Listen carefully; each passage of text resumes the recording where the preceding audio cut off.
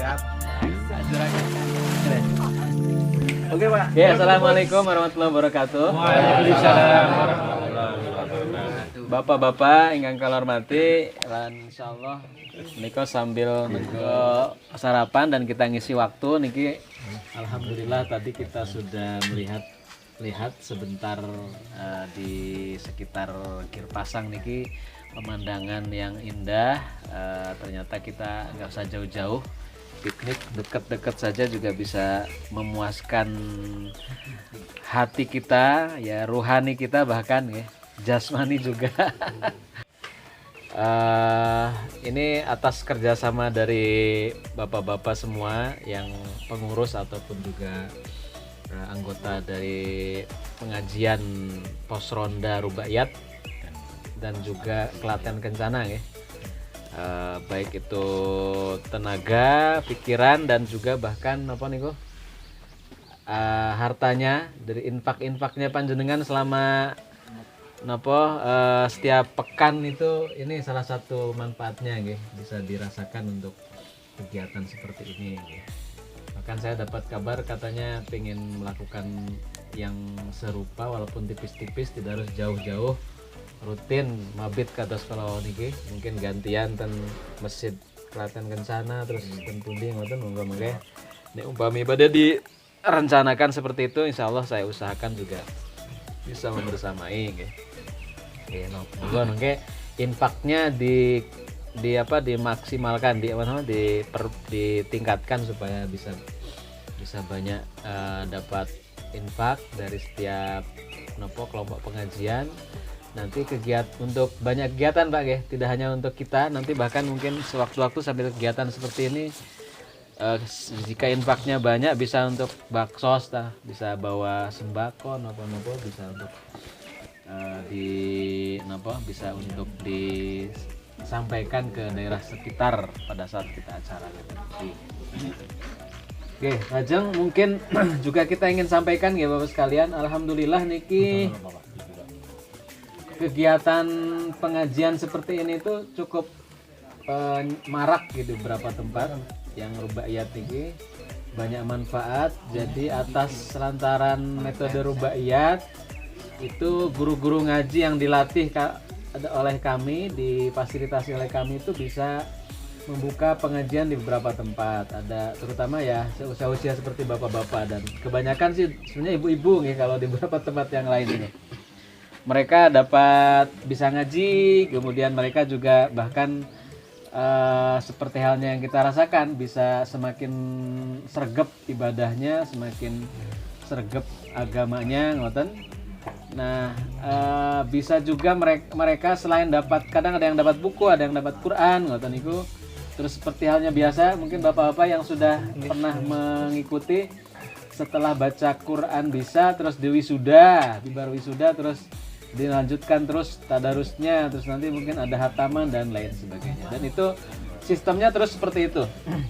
Nah, memang ada beberapa kebutuhan pendanaan itu kita support dari kantor, dari kantor untuk kegiatan-kegiatan ini, dari mulai pelatihan guru ngajinya, kemudian memberikan istilahnya itu kalau di beberapa tempat lain itu untuk guru-guru ngaji yang kebetulan ke pelosok-pelosok niku ya kita bantu sekedar transport, tambah dengan alat peraga yang dibutuhkan, Quran, kemudian buku, dan mungkin juga kebutuhan operasional lain kita coba siapkan selama masih ada. Alhamdulillah cukup banyak titiknya, kita hitung kalau di Klaten saja kemarin ada sekitar 30 tempat ya di Klaten itu. Kita hitung itu ada 30 tempat yang melakukan seperti ini. Walaupun yang paling gerengseng nih memang pos ronda dan Klaten Kencana nih luar biasa gitu. Sampai ada acara-acara seperti ini. Kalau di tempat lain nggih boten nenten ngeten niki, hanya ngaji setiap pekan ngoten mawon. Mungkin mudah-mudahan ini menjadi inspirasi kagem guru-guru ngaji lainnya agar bisa juga melakukan pola seperti ini karena ternyata efektif ya kegiatan seperti ini. Oke. Nah, terkait dengan ngeten niki apa sekalian, jadi monggo ditingkatkan kegiatannya ini, tambah semangat ya. tambah semangat, tambah nopo gayeng nggih. Sehingga kegiatannya itu ini bahkan meluas. Nanti silakan. Nggak ada masalah seandainya tambah anggota, nggak apa-apa nggih Pak Rito. Nanti kita juga berarti kalau misalkan tambah anggota, seandainya kita keteteran dalam mengelolanya ya kita coba pikirkan gimana caranya menghadirkan tambah guru ngaji supaya bisa tertangani ngoten nggih. Nah, cuman mungkin kami pun ingin sampaikan juga terkait dengan ini. Jadi penyelenggaraan semua kegiatan yang tadi saya katakan di Klaten itu lebih dari 30 tempat niku alhamdulillah didukung oleh para donatur ya, para apa istilahnya itu orang-orang baik yang menyisihkan sebagian hartanya dengan cara sederhana. Di antaranya sebagiannya ada murid-murid ngaji juga, jadi yang sudah pernah ikut ngaji tapi kemudian ikut merasakan hasilnya, manfaatnya, kemudian sebagian rezekinya disedekahkan. Nah, terkait dengan ini kami ingin juga menyampaikan program-program untuk dukungan pemberantasan buta aksara Al-Quran untuk beberapa tempat di Klaten dan sekitarnya besar seluruh Indonesia ini kepada bapak-bapak semua. Oke, saya juga berharap semoga bapak-bapak tertarik untuk ikut gabung menjadi bagian dalam mendukung kegiatan ini. Jadi ada hal yang menarik mungkin yang bapak-bapak bisa ikut gabung di sini dalam ada program namanya program Umplung Sedekah Subuh. Jadi saya nggak bawa contoh umplungnya, jadi hanya bekas apa namanya toples bekas sosis niku lah Pak, sosis sones yang tutup oren niku. Kemudian kita bolongi dan kita kumpulkan dari beberapa toko itu kita nah kadang nyata nih persis ini umplungnya kayak gini, tapi kemudian kita kasih tulisan di sininya, terus kita kasih bolongan, nanti kemudian kita bagikan ke seluruh yang mau berminat untuk bersedekah.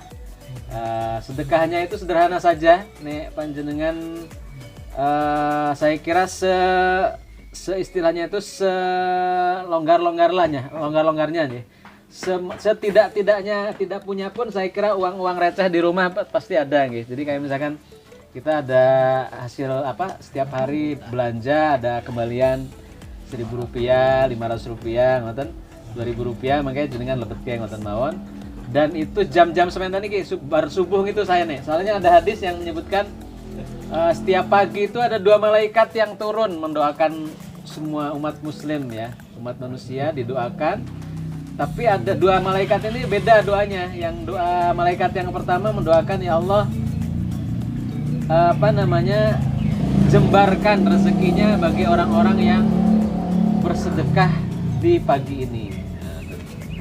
Tapi kemudian malaikat yang kedua ini mendoakan ya Allah istilahnya pun seretkan rezekinya bila orangnya tersebut kikir. Jadi naudzubillah, jadi malah mendoakan nggak baik kalau yang kedua ini. Didoakan malaikat Pak. Jadi makanya kemudian di pagi hari kita supaya bukti kita ini dermawan, langsung berbuat baik kepada orang lain. Nah kita sedikit yang kita punya ketang Rp500, Rp1.000 dimasukkan. Syukur bagi bapak-bapak yang kebetulan rezekinya longgar. Kados Pak Juragan Kacang nih kadosnya insyaallah saben dinten nah pinten bal ngoten nah lumayan niku raketang sementen kacang nih kan pinten ewu niku. Amin. Kalau wingi kalau atur ke apa niku jenengan nek umpami pinten butir kacang saben dinten niku saged tindak umroh lah saja nih, tapi niki insyaallah dereng nih insyaallah bar niki nggih Pak. Jadi niku monggo nanti kira-kira nek umpami panjenengan kersa kita akan antar umplungnya dititipkan ngene Pak Ripto ngoten. Nanti bagi yang teman-teman belum hadir nanti minta tolong digetok tulari untuk ikut program ngoten niku. Ringan sekali, tidak membebani.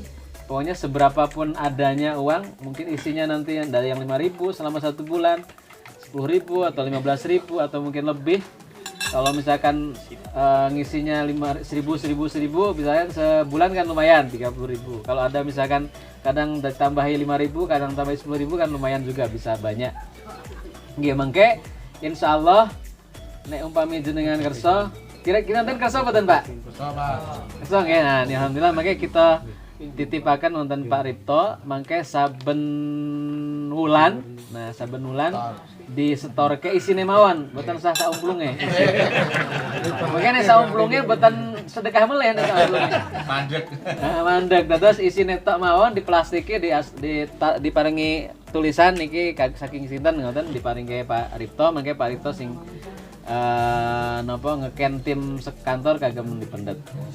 Nah, mangke ada hadiah dari kami khusus untuk yang kebetulan jumlah satu bulannya bisa terkumpul 50.000 atau mungkin dikumpulkan oleh Pak Ripto itu ternyata totalnya misalkan ada dapat dari semua bapak-bapak itu dapat misalkan 200.000 semuanya misalkan. Nah itu 200.000 itu per 50.000-nya dapat ada buku dan souvenir menarik ya, itu hadiah sih kalau dari kami, ada buku bagus. Monggo nanti itu sebagai tanda penghargaan dari Yayasan Sinar Terang Nusantara untuk bapak-bapak. Itu jangan dianggap sebagai beli buku ya, itu sebenarnya hadiah lah. Kadang buku, kadang DVD, mungkin kadang flash disk, kadang novel gitu. Nanti selama ada di kantor kita distribusikan. Nanti itu sebagai penyemangat juga. Harapannya nanti setiap bapak-bapak bisa isi umpungnya banyak. Bisa isi umpungnya. Nah, niku. Jadi monggo mangke terserah nanti Pak Ripto ingkang diatur ke sinten bukune niku. Pokoknya kita ngitungnya misalkan satu kelompok pos ronda niku ada dapat misalnya 500.000 dapat detail 10 buku. Kalau dapatnya 200.000 dapat 4 buku. Nanti Pak Ripto yang ngasihkan ke siapa mangke yang kira-kira membutuhkan monggo. Nah, kira-kira rencana gitu sebagai napa istilahnya pun hadiah yang kita siapkan. Mungkin itu sebagai tambahan informasi. Ada keluar masukan. Contoh soal dari anak saya sendiri gitu Pak. Oh, anak pun jenengan nggih, derek, pun dereng apa dereng? Belum. Saya ajak ke kelompok yang usia itu malu. Oh, tapi memang dereng saged. No, syukuran. Derek. Oke, nah berarti dimulai saking putra-putrane bapak-bapak nih. Terus benih, nonton boten kira-kira sing tertarik mangke putra-putrane. Sudah ada. Usno tapi pun nonton nggih? Sudah malam minggu kalau Usno Fatimah. Nah, Maka kadang rencana mau itu kan ke Jawa. tapi ingkang mucal sinten? Yang Ya saya sama Semi ya. Oh, nggih. Kalau yang Budi istri saya. Oh, nggih. Sama ibu-ibu. Nggih, tapi niku kados kalau wingi kan kalau riyen niku kan bapak-bapak sebagian awal mulane nek ten masjid kadang canggung nggih. Niku nek anak-anak remaja tetap ten masjid betul apa? Maksudnya apakah harus di pos ronda juga? Itu nanti mungkin untuk dari sisi saya Nggih. mungkin ada tempat khusus yang Di luar masjid malahan. Iya. Oh, malahan ngoten. Karena ada kendala sebelumnya tidak ke masjid, tidak rutin ke Oh, masjid. malu juga. Oke, siap mungkin. Kafe. Di tempat kafe. Nah, wonten ide apa Pak Joko kira-kira? Ya nanti saya data dulu aja Pak, yang paling kencana nanti kita maunya mereka di mana enggak apa-apa. Wah, Kita ini ikuti dulu aja Pak. Jadi biar dia merasa nyaman dulu. Oke. Karena setelah nanti bisa terus dipindah ke masjid enggak apa, yang penting udah dia nyaman ikut. Oke, sip. Ya, nanti kita lanjutkan. Wah, Mas mantap, Fadli, mantap. nanti kita eksplorasi. Wah, bagus ini. Mudah-mudahan nih, ini jadi kegiatan seperti ini luar biasanya kan kebaikannya berkembang kan Pak. Nah, awal mulanya kan pasti kita dulu, nanti mungkin anak kita nanti ngajak anak-anak yang lain kan. Mungkin anak yang lain ngajak bapaknya gitu kan. Terus nanti istrinya kita gitu kan. Niku. Nanti berkembang lagi mungkin pengajian haji umroh. Wah, terus akhirnya pada berangkat haji umroh kan jadi berkembang banyak sekali nih kebaikannya itu. Jadi jangan takut kalau untuk kegiatan seperti ini pasti ada kebaikan yang terus bertambah dan bertumbuh ya. Insyaallah. Nonton melih monggo Pak. Oh nggih, monggo Mas Bawa. Assalamualaikum warahmatullahi wabarakatuh. Waalaikumsalam warahmatullahi wabarakatuh. Saya pernah dengar itu kalau saat imam membacakan surat Al-Fatihah, Nggih. makmum harus mendengarkan apa ikut baca Al-Fatihah. Oh nggih. Terus nomor melih nonton melih? Niku nggih. Ya, jadi intinya kalau membacanya itu semua yang imam ataupun makmum harus membaca surat Fatihah. Cuman dalam artian itu harus karena ini ya, kaidahnya itu dalam sholat itu karena imam itu adalah pemimpin kita. Kaidahnya adalah pemimpin itu nggak boleh didahului. Pemimpin itu tidak boleh kemudian tidak dianut gitu kan. Maka kemudian ketika imam itu sedang membaca gitu ya, kita mendengar atau mengikuti bacaan. Tapi setelah itu kita baca lagi, itu nggak boleh, karena berarti kalau kita baca lagi berarti kita sudah nggak percaya sama imam gitu. Kan ada kemudian waladhdallin, imamnya kemudian baca surat, kita malah surat Fatihah. Nah, kan ada yang seperti itu, Pak. Iya, Ada toh? saya gitu. Oh, jenengan. Yang betul Yang gimana, Pak? betul ya ikut imam aja. Imam sudah baca surat Fatihah, kita baca dalam hati sambil mendengarkan. Oke. Yang betul begitu, nggak perlu baca lagi surat Fatihah. Karena itu sudah diwakili Fatihahnya bersama imam. Kalau kita ikut sholatnya dari awal Fatihahnya, berarti kita sudah juga baca surat Fatihah bersama. Tapi misalkan sudah ketinggalan, sudah surat atau sudah ruku, ya itu sudah selesai surat Fatihah dan surat pendeknya sudah diwakili oleh imam. Itu tanda kita itu sami'na wa ata'na kepada imam, ngoten. Tapi kalau kemudian kita itu malah pengen ngulangi lagi, berarti kita sudah nggak percaya sama imam. Kira-kira begitu kaidahnya. Kaidahnya kira-kira seperti itu. Ngoten nggih, insyaallah pun jelas nggih Mas Bu. Langsung dahar mawon apa? Nggih. Oh, enten deh, nggih. Wah, nggih. Nggih. Bisa di grup ya. Kagem sinten, Gusti? Diri sendiri ini. Ada gangguan? Ya, tidak semua jenis sakit. Nah, sakit itu ada dua jenis, ada sakit medis, ada sakit non medis. Kalau sakit medis itu kalau toh harus pakai ruqyah itu paling doa didoakan. Biasanya doanya itu dengan dipegang bagian yang sakitnya, ucapkan bismillah bismillah bismillah. A'udzubillahi wa qudratihi min syarri ma ajidu wa uhadir 7 kali. A'udzubillahi wa qudratihi min syarri ma ajidu wa uhadir. Kemudian tambah dengan Rabbannas adhibil ba'sa isfi anta syafi ma huwa syifaan syifauka syifaan la yughadiru saqama. Ini kok kalau yang non medis. Tapi yang medis pun juga begitu. Yang medis ya. Yang non medis pun begitu. Cuma nanti reaksinya kalau yang non medis itu juga termasuk yang untuk mengetahui deteksi apakah ini non medis atau non medis.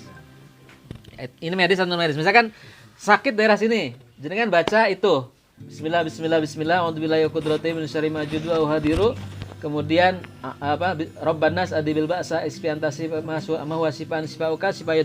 Kalau misalkan dibacakan itu gerak-gerak daerah sini, ada yang gerak-gerak. Nah, gitu ya. Atau kemudian agak panas, berarti itu gangguan jin, Mas. Atau misalnya sakit kepala gitu kan, dibacakan itu kemudian tambah pusing, itu berarti non medis, itu gangguan jin. Tapi kalau enggak, nah berarti cuma itu sakit medis saja. Nah, tanggal tua.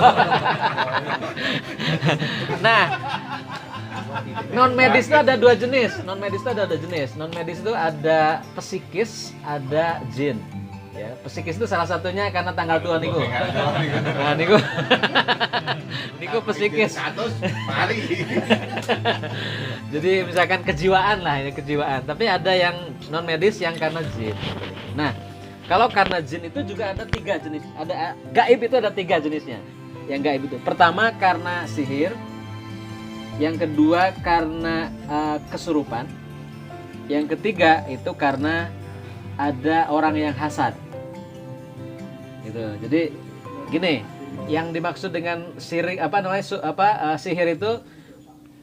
itu adalah jin yang dikirim oleh orang lain ya kepada diri kita, atau jin yang didatangkan untuk diri kita. Ada jin yang datang untuk diri kita, misalkan untuk kekebalan diri kita, kebal tubuh gitu kan. Kemudian supaya bisa ngilang gitu kan, misalkan supaya bisa ngapung, terbang gitu misalkan. Nah, itu jin yang didatangkan pada diri kita. Gitu kan. Nah, itu sihir itu kayak gitu. Atau para pencuri itu supaya nggak bisa kelihatan oleh orang lain gitu kan. Itu untuk menyihir dirinya sendiri. Kalau menyihir orang lain misalkan persaingan bisnis supaya warungnya nggak laku, atau kemudian supaya warungnya sendiri gitu kan. laku gitu kan. Nah, seperti itu jadi itu sihir. Atau mungkin pelet ya, pelet atau kemudian membuat supaya lawan musuhnya itu supaya keluarganya itu tidak harmonis. Nah, itu apa namanya sihir. Kemudian kalau yang kesurupan itu ngeten Mbak. Jadi jinnya datang sendiri ke dalam tubuh kita tanpa dikirim oleh orang lain. Itu namanya kesurupan. Penyebabnya apa? Penyebabnya misalkan karena kencing sembarangan. Nah, kencing sembarangan dalahe sing dikencingin itu adalah tempat jin. Nah, tempat jin atau kemudian tulang makanannya jin gitu kan. Nah, atau tempat sampah dan seterusnya. Ternyata ada jin, jinnya dia marah kemudian dia ngelaknat kita. Atau kemudian biasanya pada saat waktu adzan, biasanya adzan maghrib, kan ada hadis yang menyebutkan bahwasanya pada saat adzan itu jin setan itu lari terkencing-kencing. Lari terkencing-kencing, dia bersembunyinya di kamar mandi Pak biasanya.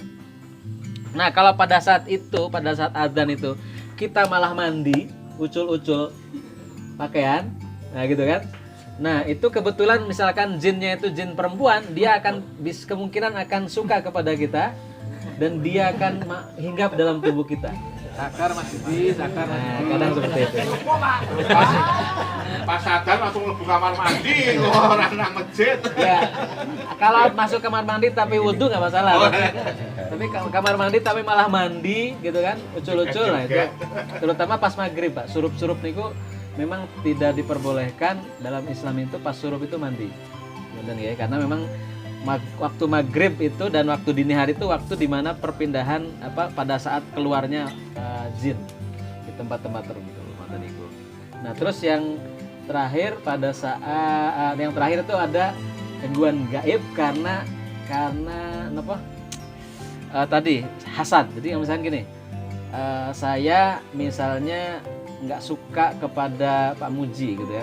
Gara-gara Pak Muji itu sukses atau gara-gara Pak Muji itu dagangannya laris atau kemudian anak-anaknya soleh dan seterusnya, kemudian saya benar-benar iri banget kepada Pak Muji, tapi irinya itu tenanan banget gitu loh, tenanan banget, pokoknya nek setiap Pak Muji entuk seneng, aku kata-katanya loro atine gitu loh. Nah itu sampai temen kayak gitu. Nah sampai kemudian saya berpikir dalam pikiran saya itu, ya Allah sakitkan Pak Muji, benar-benar bisa sakit Pak Muji. Itu yang dinamakan dengan hasad Pak. Iri, setelah iri itu nanti atasnya iri ada namanya hasad. Saya sering menemukan itu ada orang sakit, tapi setelah diruqyah nggak ada reaksi apa-apa. Nah itu ternyata karena dihasadi oleh tetangganya. Bahkan yang hasad itu kadang kakaknya atau adiknya gitu kan. Nah, keluarga itu kemudian jadi sakit orangnya karena kemudian hasad. Makanya ada kalimat, ada ayat Al-Quran kan surat Al-Falaq itu, min syarri hasidin idza hasad. Kita berlindung dari orang yang hasad terhadap diri kita. Nah, itu bahayanya hasad. Nah, kalau untuk yang ketiga ini, asalkan tahu siapa yang kemungkinan hasad kepada kita, itu kita tinggal minta maaf saja.